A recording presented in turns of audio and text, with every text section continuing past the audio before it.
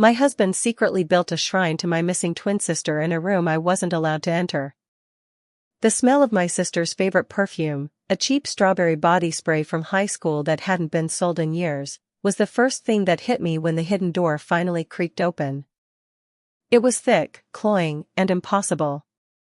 My sister, Maya, had been gone for 7 years. She vanished 3 days after our high school graduation, leaving behind nothing but a frantic, scribbled note saying she was running away with a guy she'd been seeing in secret, someone my parents never approved of. No one had seen or heard from her since. The trail went cold before it even started, and for 7 years, I lived in the shadow of a girl who was effectively a ghost. Then I met Julian. He was a few years older than us, someone who had hung around the edges of our social circle in school. He was stable, kind, and he looked at me with an intensity that I mistook for deep, unwavering love. We had been married for 3 years when we moved into the old manor house on the outskirts of town. Julian insisted on the house because it had a private wing for his architectural studio. He told me the small door behind the heavy floor-to-ceiling bookshelves in his office led to a dead-end crawlspace with faulty wiring and old insulation. "It's dangerous back there," Elena had say, locking the office door every time he left for work. The previous owners left a mess of pipes and mold. "Just stay out for your own safety." I believed him because I wanted to.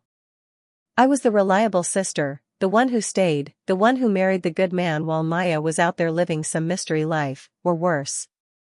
But yesterday, Julian left his keys on the kitchen counter in his rush to catch a flight for a business trip.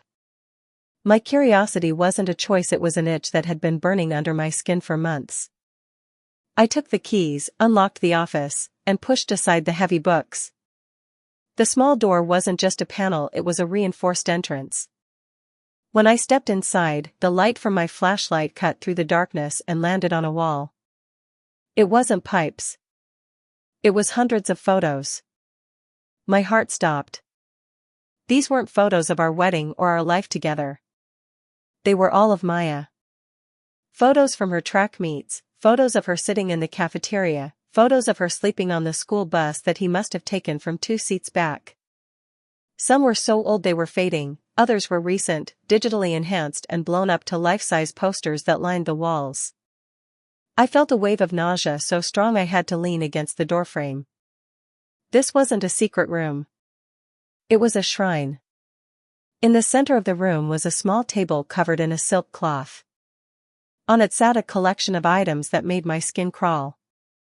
A hairbrush with long, blonde strands still tangled in the bristles, a single silver earring she had lost at prom, and a stack of her old lace underwear that had disappeared from our shared laundry basket 10 years ago. There were candles, half melted and black, surrounding a framed portrait of her. The wax was fresh. He had been in here recently. Maybe even this morning. I stepped deeper into the room, my shoes clicking on the hardwood, and that's when I saw the map.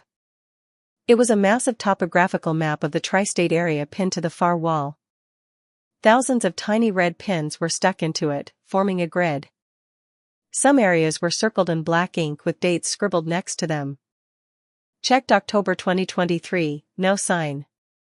Spotted a girl in Portland, false alarm. He hadn't been going on business trips. Julian had been hunting her. He had spent the last 7 years, spent every spare second and every spare dollar trying to track down the woman who had escaped him.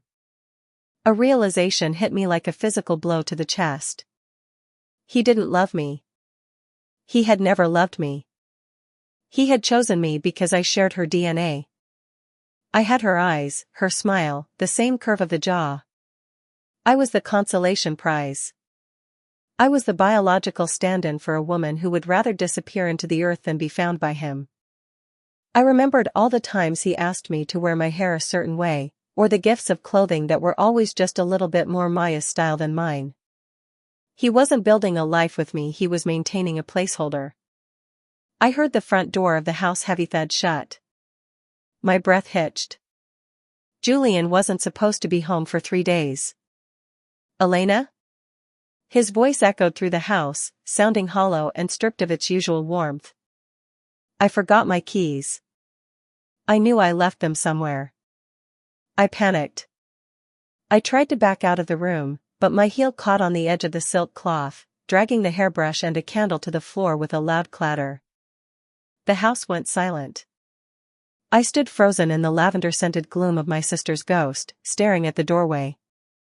"Elena, what are you doing in my office?" His footsteps were fast now, thumping up the stairs with a rhythmic, predatory pace. I scrambled to the door, trying to pull it shut, but he was already there. He shoved the door open, the force of it sending me stumbling back into the center of the shrine. Julian stood in the doorway, the light from the office silhouetting him. He didn't look angry. He looked devastated, like I had just broken his most precious toy. "You weren't supposed to see the work," he said, his voice dropping to a low, vibrating hum. He walked into the room and didn't even look at me. He walked straight to the table, picked up the hairbrush, and carefully set it back in its place.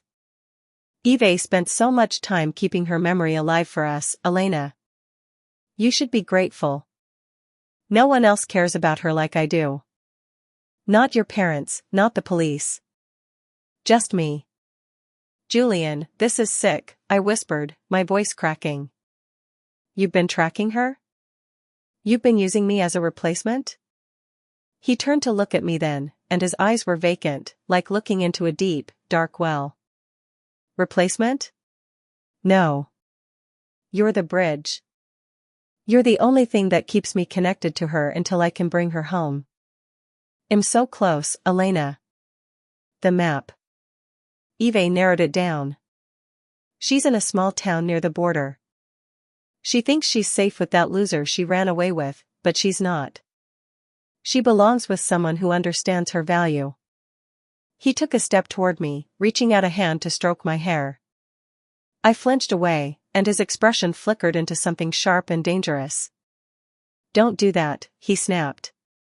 "Don't act like you're better than her. You're only here because of her. Without her, you're nothing but a shadow." "I'm calling the police," I said, reaching for my pocket, but I realized my phone was still in the kitchen. Julian laughed, a dry, raspy sound that made the hair on my arms stand up. "And tell them what? That I have a hobby? That I miss my sister-in-law? There's nothing illegal about a room full of memories, Elena. But there is something very wrong with a wife who doesn't support her husband's passions." He moved faster than I could react, grabbing my upper arm in a grip that felt like a vice. He led me out of the room, locking the hidden door and then the office door behind us. He took the keys back, his face returning to that mask of kind husband as if the last 5 minutes hadn't happened. "I think you need to rest," he said calmly. "You're clearly overwhelmed. I'm going to cancel my trip and stay here with you. We need to make sure you don't get any more confusing ideas." For the last 24 hours, he hasn't let me out of his sight. He took my phone, he disconnected the landline, and he's been working from home in the kitchen, right next to the only exit. He watches me eat. He watches me sleep. He tells me he loves me every hour, but when he says it, he's looking at the birthmark on my neck, the one I share with Maya. I'm writing this on an old laptop I found in the guest room that still has a shaky connection to the neighbor's Wi-Fi. I don't know how much time I have before he realizes I'm online.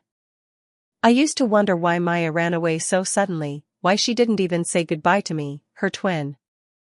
I used to feel hurt that she left me behind. But sitting here, watching Julian's shadow pass by the bedroom door, I finally understand. She wasn't running to a new life. She was running for her life. And she didn't tell me because she knew he would come for the person she loved most to get to her. She was trying to protect me. And now, I'm the only one who knows the truth. He's not a grieving husband or a concerned brother-in-law.